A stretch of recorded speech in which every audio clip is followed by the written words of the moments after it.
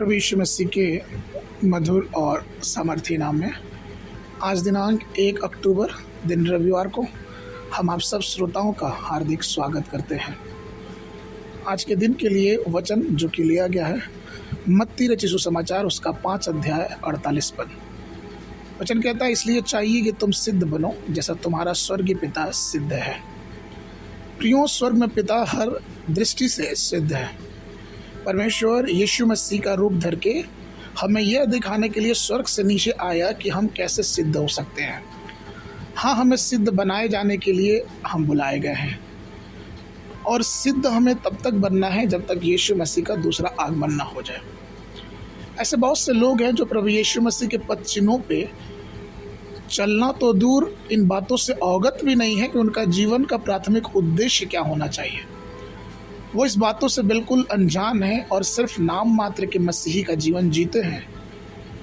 वे उस परमेश्वर के उद्देश्य को भूल जाते हैं जिस परमेश्वर ने उन्हें पाप के कीचड़ से निकाला है। वो अपने जीवन का लक्ष्य भूल जाते हैं और अपने अलग अलग बातों में, उद्देश्यों में अपने जीवन को बर्बाद कर देते हैं। जब प्रेरित पौलुस को प्रभु की सेवा के लिए बुलाया गया तो उसने अपनी सेवा के लक्ष्य को स्पष्ट रूप से समझा।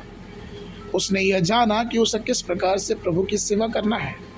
इसलिए तो कुलुस्सियों की पत्री उसका पहला अध्याय उसके 28 पद में वो कहते हैं कि जिसका प्रचार करके हम हर एक मनुष्य को जता देते हैं और सारे ज्ञान से हम एक मनुष्य को सिखाते हैं कि हम हर व्यक्ति को मसीह में सिद्ध करके उपस्थित करें।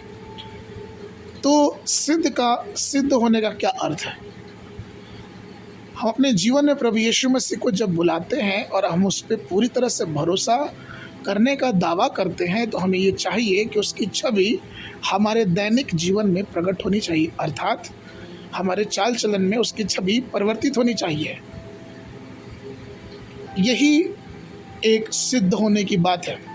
हमारी आशा किन चीज़ों पे है? क्या हमारी आशा मसीह पे है या फिर मसीह की बातों पे है या उन अनंत काल की बातों पे है जिसके लिए परमेश्वर ने हमें बुलाया, या फिर इस संसार पे है और संसार की बातों पे है? क्योंकि पवित्र शास्त्र में पहला यूहन्ना उसके 3 अध्याय के 2 पद में वचन ये कहता है, परंतु हम जानते हैं कि जब वह प्रकट होगा तो हम उसके समान हो जाएंगे, क्योंकि वह जैसा है वैसा ही हम उसे देखेंगे।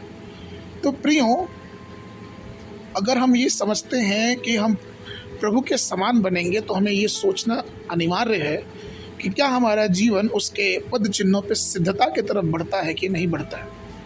क्या हमारा जीवन परमेश्वर के पद चिन्हों पे करीब होके चल रहा है कि नहीं। क्या हम अपने जीवनों में उसकी छवि को अनुभव करते हैं कि नहीं। इसलिए आइए उस सिद्धता से परमेश्वर की ओर आगे बढ़ते जाएं और परमेश्वर में पूर्ण हो जाएं। आज के मनन के लिए इफिसियों के पत्र उसका 4 अध्याय 11 पद से लेकर 13 पद तक। और उसने कितनों को भविष्यवक्ता नियुक्त करके और कितनों को सुसमाचारक सुनाने के लिए नियुक्त किया और कितनों को रखवाले और उपदेशक नियुक्त करके दिया, जिससे पवित्र लोग सिद्ध हो जाए और सेवा का काम किया जाए और मसीह की देह उन्नति पाए, जब तक कि हम सब के सब विश्वास और परमेश्वर के पुत्र की पहचान में एक ना हो जाए और एक सिद्ध मनुष्य ना बन जाए और मसीह के पूरे डील तक बढ़ न जाए। बाइबल अध्ययन के लिए सुबह के समय यशायाह नबी की पुस्तक 11, 12 और 13 अध्याय, शाम के समय इफिसियों की पत्री उसका 4 अध्याय। परमेश्वर आप सबको आशीष देवे।